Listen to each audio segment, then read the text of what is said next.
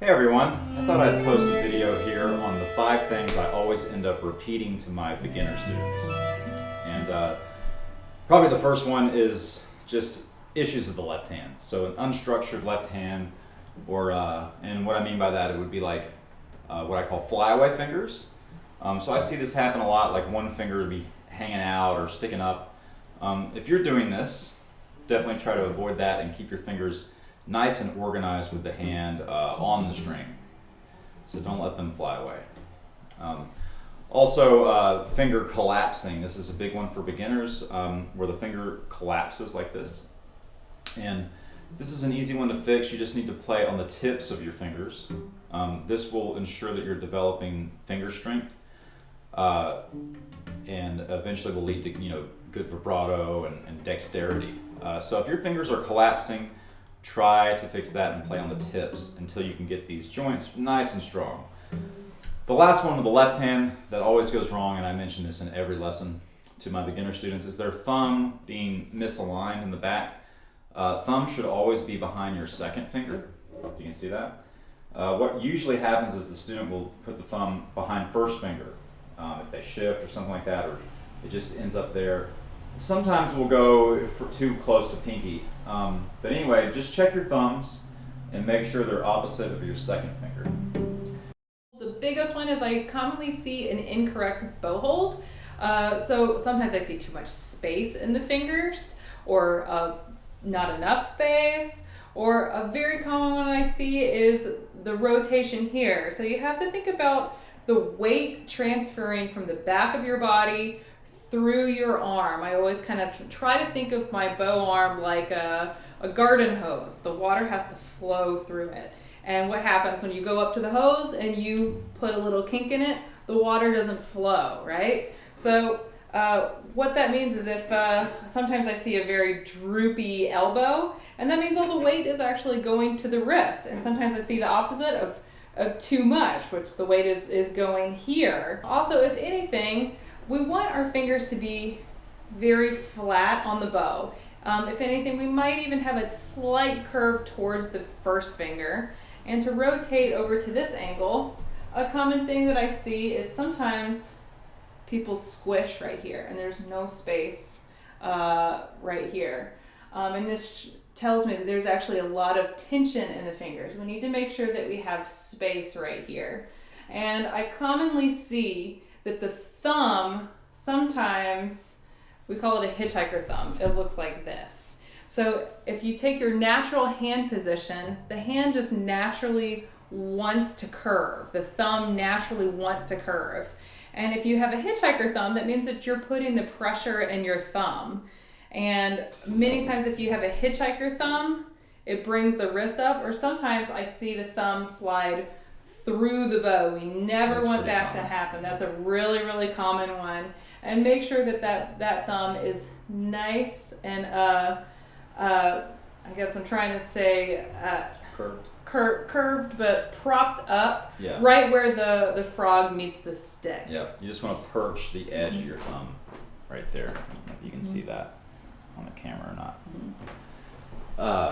Yeah, so outside of the thumb, which is always an issue, the other thing that can happen with the bow hold is related to the pinky. And what happens with the student in this situation is it just slides off and they end up with this funny caveman type bow. This does not work great for angling the bow. I see all kinds of funny angles happen after this, and it just makes playing the cello look really awkward. So it's an easy fix. When you feel your pinky slide off and the bow's now resting where the palm and the pinky are meeting, just put it back on the stick. So that first joint in your pinky needs to be wrapped around the stick, right in the middle of the frog where the circle is. That will ensure that doesn't happen, and the pinky can now do its job of helping in the flexing, string crossings, and kind of steering of the bow, and all that. Mm-hmm. And another thing that I commonly see is sometimes people like to try to perch their fingers on the stick, and we never want that to happen. The fingers should just be draped down the bow. Think of holding a bow as like holding a handlebar on a bicycle. With that orientation, you can keep your elbow low, which is how you want to play. We also see a lot of incorrect posture and holding the cello. So let's talk about some of those. Yeah. This is a good one. So a common thing that I see all the time with students is they hold the cello upright like this. Yeah. It's way too high. You notice the pegs are way above the head. And Look what I have to do with my arm. Yeah, the arm is just like way up. So making sure that the cello is actually down. Whoa! Exactly. I don't think I've ever seen a student this bad. I don't think I have. But I've seen some that are, I've seen some that are like pretty, this. Going for it. Yeah. Another thing that I've also seen is just being droopy. So you always want to make sure that your shoulders are stacked right on top of your hip bones, because if you droop away from the cello, do you see there's just no support here with the instrument. Mm-hmm. So that's a big one that I see. And another one that I see is I will have students come into the lessons with an improper in pin height. I'd say I almost always see them with in pin that's too low. Occasionally I have somebody come in that has one that's too high, but so you see how this now is too low for Erica, and the scroll is literally like resting on her shoulder. She's not going to be able to play in first position very comfortably at all. Yeah. And then her bowing area looks to be a little bit out of reach. I literally. Her knees get in the way now. Yeah. So in-pin length. Happens all the time in beginning cello lessons. You just need to get that cello up to a spot, and you can make a few reference points. I think these are super useful. C peg for the C string goes behind your left ear, and you contact the cello in 3 places. Where the neck meets the body, this is called the upper bow, up here in the center. That should rest on your sternum, just to the left of it. And then your knees are going to come around, and if I didn't have my knees here, my cello would fall like that. So your knees are going to come around to the sides and just secure it into place. So again, the only thing you're going to have variation in is how horizontal or vertical do you want the cello. This is a personal preference kind of thing, and you see a lot of different approaches to it from various cellists. Mine is somewhere in the middle, maybe at 45 degrees. But you want to have that C peg behind your left ear. This will get the bowing area in the right spot, and then secure it with your knees. You don't want an unstable cello when you're playing. Yeah, but you also don't want to squeeze with your knees. Yeah, you don't want to squeeze. I see that. Just kind of hold it in place. Yeah, and rest. And rest. Yeah, the cello's going to rest against you. And a lot of times with the opposite problem, now the cello's not resting against me at all. I don't even know how they play like this. They find a way. Yeah, but it's incorrect. So the fourth one that we see a lot is incorrect bowing. So I like to think of the string as you want to make a T-bow. So the string is running this direction, and then the bow is going to make a T with the string. We never want to have an X bow because you're not going to bow evenly if you have an X bow. A T is going to get a good strong sound and contact with the string. And I think of bowing as more of a pushing and a pulling rather than there's a little across, but there's the A string is further away, so you have to reach the arm out a little bit further to get access to the A string, and you have to tuck the bow arm a little bit more to get to the C string. So a little exercise that I like to do with my students is if I put the bow hair directly on top of the bridge and I make really flat hair contact with the bridge, and what I'm going to do is I'm just going to rotate. I call this exercise rocking and rolling on the bridge. You can feel, this is like the extreme version. I really have to push my arm out to stay right on top of the bridge on the A string, and I really have to tuck back to keep the bow on the string with the C string. So just practice this and just take note of the pushing and pulling that's happening with your arm. Yeah. The other thing that happens all the time with incorrect bowing is the student will start off good, and then bow behind them, and you see how my bow goes crooked there. They can get all kinds of funny sounds. It doesn't sound very good, so don't bow behind you.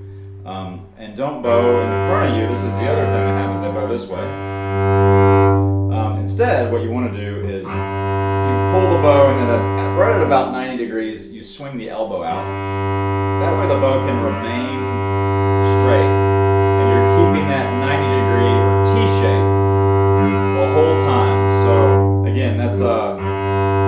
opening from the elbow just to get that extra bit there. Yeah. And everyone's arm length is different, but this motion opening from the elbow is what you need to do. So don't go behind, don't go forward, just open up from the elbow. One of the best teachers for this is actually practicing in front of a mirror. That's going to tell you a Absolutely. lot if you're bowing straight. Yeah, and show them the half bow that you did. You can practice this. Oh, too. yeah, this is a great exercise. So I always try to start right at kind of around where the balance point is, and I always feel like there's a balloon right underneath my armpit. So what's going to happen, that's our balance point, is I'm going to open up from basically my armpit. And now I'm hitting a point where I'm going to have to open up here from the elbow. So think of your body as like a marionette. This area is controlled first, and this area is controlled second. So I'm going to stop right when I'm about to open up my elbow.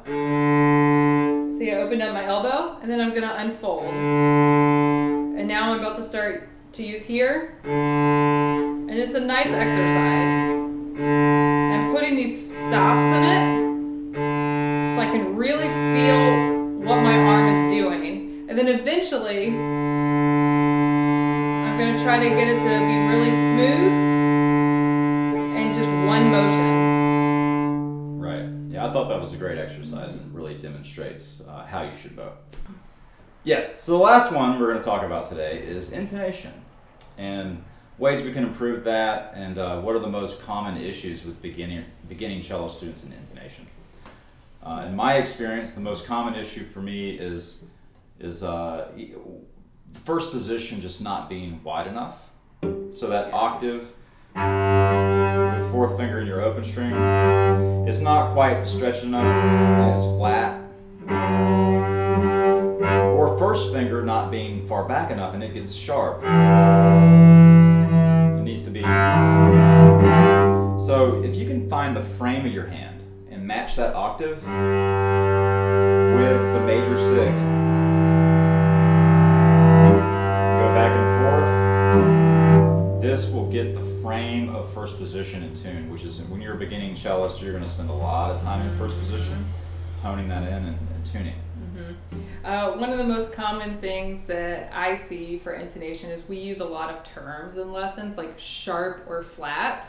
And if you do this with the string, it's going to raise the pitch. If your hand goes this way, it's going to lower the pitch, which it feels a little counterintuitive whenever I say you need to play higher, that you're actually going lower. And whenever I say you need to lower the pitch, you're actually going higher. Also, when we're talking about, like, we notice you're playing out of tune and we tell you to correct one way or the other, usually just the slightest rotation will be enough to fix that note. So you don't even necessarily have to move anything, just rotate the finger into place. Intonation is such a sensitive thing that, little millimeters make a big difference in terms of how good the sound's going to be. Yeah. One of my favorite ways to practice intonation, if there's a song that you know really well, the best one is Twinkle Twinkle Little Star, because I think we all know that melody so well. And that's actually one of the first things that we learn whenever we're playing any stringed instrument, is we learn how to play Twinkle Twinkle Little Star. So as you're playing that, because you know the song so well, many times in lessons that I'm teaching, I will see the students automatically just correct the intonation because they're so used to hearing that song, and they can really tell whenever they're playing out of tune. Yeah. And the last thing I want to say in regards to intonation is practice with a drone. I think this is a really good way to improve your sense of pitch and train your ear a little bit to hear intervals. You're never going to know if anything's in tune or out of tune unless you have another note to compare it to. So this is why practicing with a drone or doing double stops is so important for developing your ear and learning how to play in tune. So there's lots of different websites out there and maybe videos even of drones that you can play along with. Definitely use those. If your tuner can drone a note, do that. Play your scales like a C scale. You'd have a C drone going the whole time. Yeah, this one does it. And or you can just use your open strings and do different intervals to train your ear. The octave, major seventh, major sixth, perfect fifth, and different ones. Minor sixth,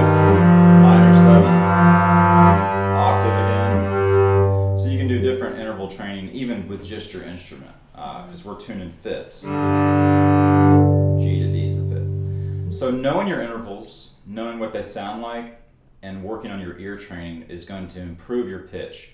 Now, is it possible to always play perfectly in tune on a string instrument? No. We That's struggle with unrealistic. intonation. It's unrealistic, right?